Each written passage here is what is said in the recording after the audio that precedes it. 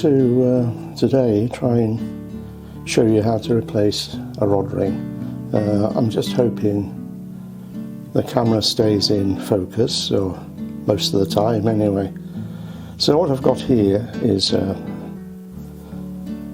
piece of rod. We'll, for argument's sake, say this is where the replacement ring is going to go. This is actually just a broken rod that I've using for the demo, and I've taped one of the ring feet on with a little bit of adhesive tape.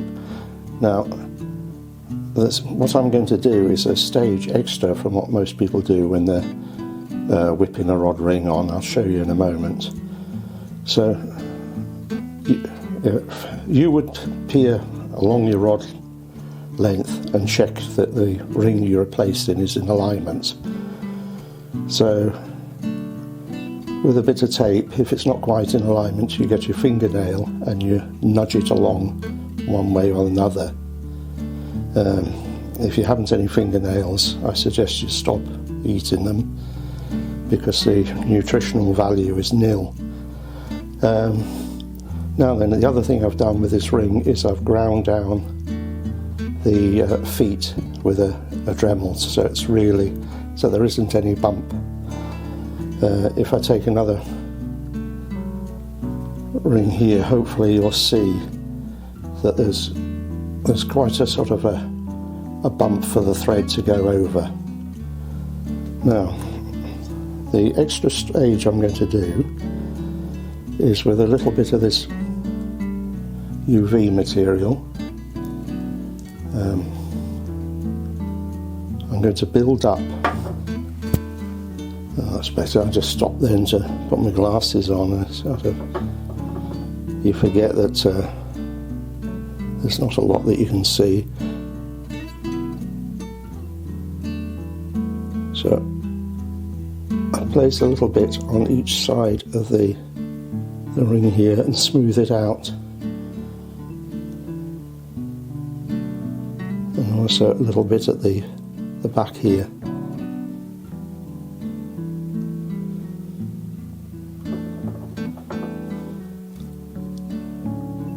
By doing this, I'll just remove that little bit, just smear that away.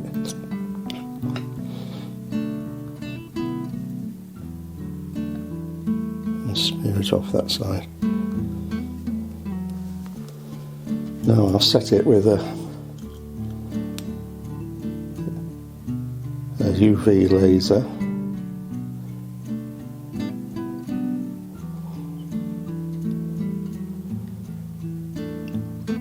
This keeps the ring in position when you're whipping up with a thread, and also fills in these sort of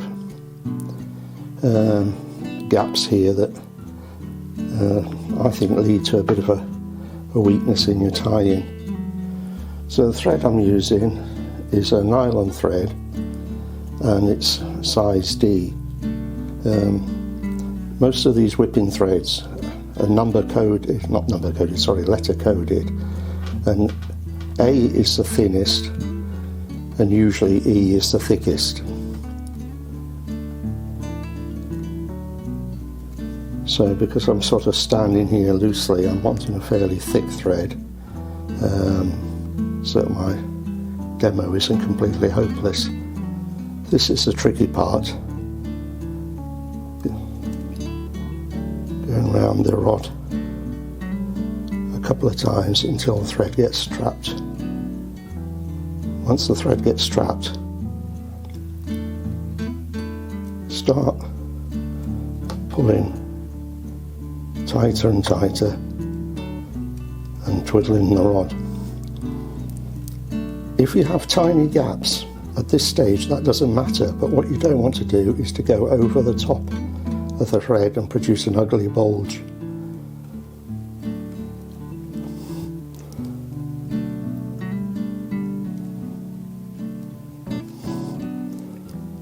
So now you've got enough thread on there to cut away that loose bit here.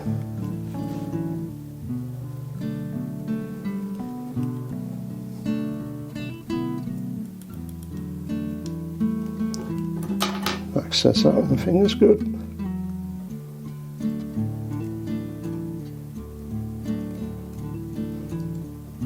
So, you probably being an awful lot younger than me will find this easier than I do, because unfortunately I've got old man shake, you know, which often makes people think they're talking to a half-wit when they meet you.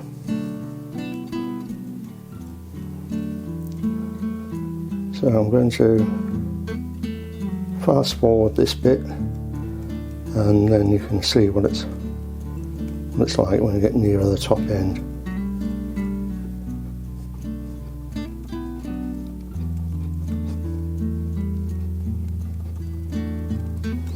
Right, now you're quite close to the top.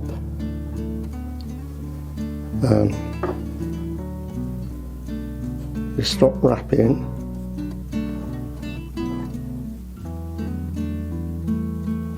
and you want to secure a short length of the same thickness thread.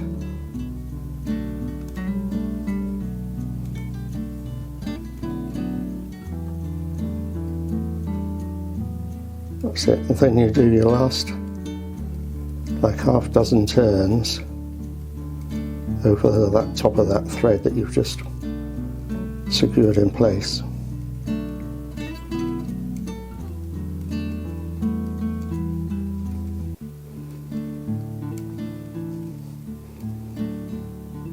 That should do.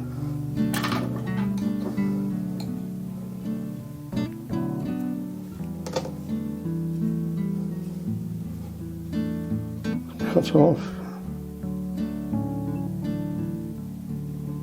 thread through, and now you pull the thread underneath itself, and that's how you finish that off.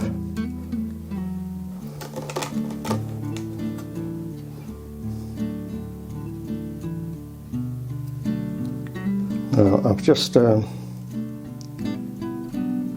made an ugly turn here over the top of itself. Sometimes you can smooth that out if you take a piece of plastic. Here's a bit of broken glasses, and you just rub over the top.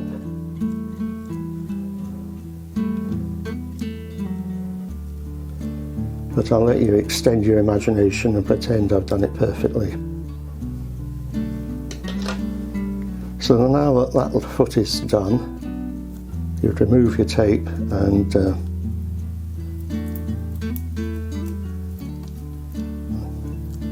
the other side.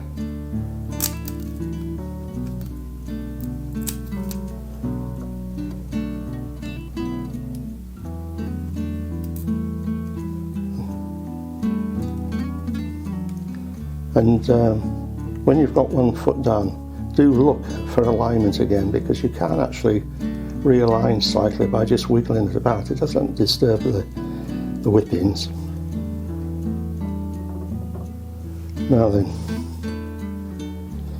if you want to preserve the colour of a thread, supposing this was done in a nice bright green or yellow or whatever, if you use some cellulose varnish, I'm just using a bit of fly tying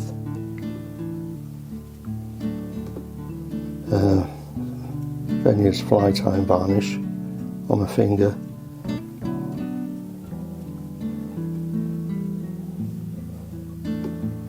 Rub it over your whippings.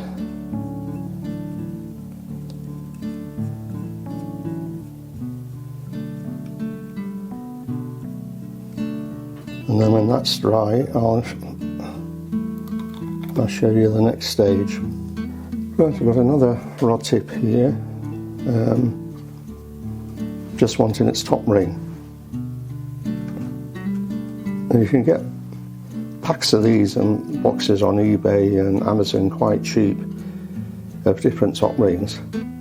Find one that pushes on without any excess wobble, and then I suggest you use the slower Araldite varnish and just Araldite it in place. and a day, making sure it's aligned with the other rings of course, and a day later that's fine. If I left that for about an hour, the brown thread would go back to being completely brown, but for the sake of ourselves, we're not going to go mad with boredom. I shall pretend that it's been completely dry. Then just before you start with the next stage, which would be varnishing with polyurethanes, cellulose, acrylic or whatever type of varnish, just get a razor blade and just whip that little bit that was sticking up off.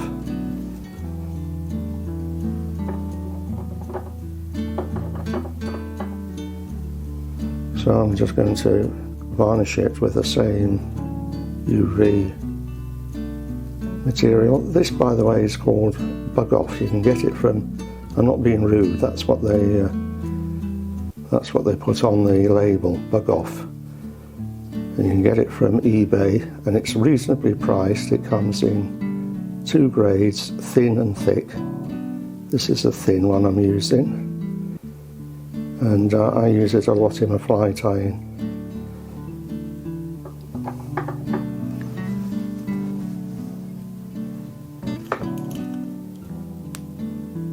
So I'll walk round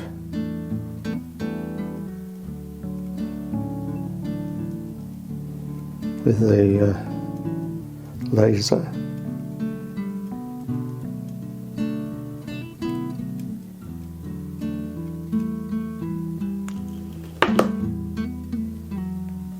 And you can hopefully see that there's a couple of bits that have been missed with the first application or not enough on, so that's no problem. You just go back over it.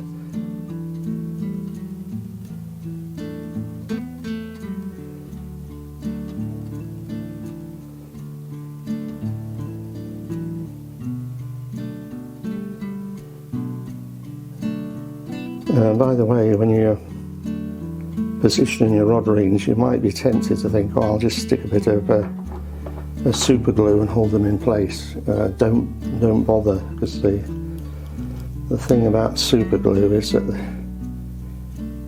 it will go and affect the plastic aspect of the resin, and it could weaken your rod to a point where it breaks. So keep your super glue away from the rod.